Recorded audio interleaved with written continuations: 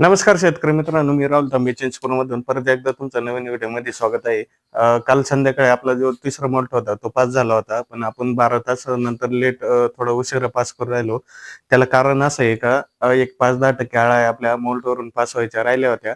जेणेकरून आपल्या बॅचमध्ये पूर्णपणे व्हेरिएशन होणार नाही, त्याची आपण काळजी घेत असतो. प्रत्येकाने शेतकऱ्यांनी ही काळजी घेतली पाहिजे. जर मोल्ट पास झाला तरी एखादी अर्धी जरी 5-10% अळ्या आपल्याला मोल्टवर बसलेल्या दिसल्या आणि बाकीचे पास झालेल्या जरी असल्या, तर आपल्याला एक 12 तासानंतर आपल्याला ते मोल्ट पास करावं लागतो. जेणेकरून जे बॅचमध्ये व्हेरिएशन होतं, ते आपलं होत नाही. तर त्यासाठी आता तुम्ही प्रथम सगळ्या अळ्यांची कंडिशन बघून घ्या आणि त्यानंतर आपण विटकर विजेते याच्यावर डस्टिंग करणार आहे आणि त्यानंतर याला फीडिंग करणार आहे. म्हणजे आपला तिसरा मोल्ट जो बसला होता, तो आपला पास होईल.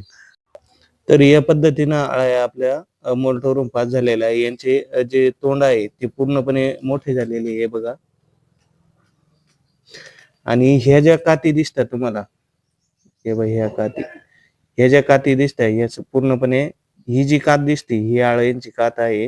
ही मोल्टवरून पास होताना अळे आपल्या अंगावरची पूर्णपणे कात जी असते ती टाकत असते सापासारखी आणि त्यांचे तोंड पण मोठे होते पूर्णपणे. आपल्या सर्व ज्या अळ्या होत्यात त्या पूर्णपणे पास झालेल्या आहे. आता याच्यावरती आपण विटकर विजेत्याची धुराळणी करायची आहे आणि फेडिंग करून घ्यायची आहे आणि त्याच्यानंतर दुपारची जी फेडिंग राहील संध्याकाळची आपली 4-5 वाजता, त्या फेडिंगच्या वेळेस आपल्याला ह्या अळ्यांना थोडी पेसिंग द्यायची आहे.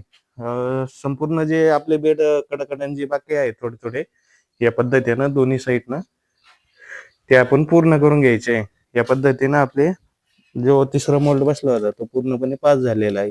आता हे जे आपले अळ्यांनी वर तोंड वगैरे केलेलं दिसतं, हे अळ्या पास झालेले आहे, पण त्याला पाल्याची गरज आहे, त्याच्यामुळे त्यांनी तोंड वर केलेले आहे. हे बघू शकता. तिसरा मोल्ड किंवा कोणतं पण मोल्ड पास होताना घ्यायची काळजी एकच असते. तिच्यात झालेला बदल आपल्याला लक्षात आला पाहिजे. पहिली गोष्ट म्हणजे अळी आपली अशी तांबड्या कलरची होते थोडी थोडी आणि तिचं जे तोंड असतं ते पण मोठं होतं आणि बेडवरती या पद्धतीनं कात पण टाकलेली असते त्यांनी. म्हणजे पूर्ण अळ्या आपल्याला या पद्धतीने जर दिसला त्याच वेळेस आपण मोल्ट हा पास करायचा असतो, जेणेकरून तुमच्या बॅचमध्ये व्हेरिएशन होणार नाही. त्यानंतर आपण विटकर विजेत्याची यावरती टेस्टिंग केलेली आहे आणि त्यानंतर आपण याच्यावरती फीडिंग करणार आहे लगेच. जेणेकरून अळांची जे स्किनची त्याच्यावरती पावडर पडलेली राहते त्याने आग वगैरे होते. तर त्यासाठी आपल्याला फास्टमध्ये लगेच फीडिंग करून घ्यायची असते. तर या पद्धतीने आपला आज तिसरा जो मोल्ड बसलेला होता तो पण आज सकाळी पास केलेला आहे. तर चला, धन्यवाद. आजचा व्हिडिओ तुम्हाला आवडला असेल तर कमेंटमध्ये मला नक्कीच सांगा.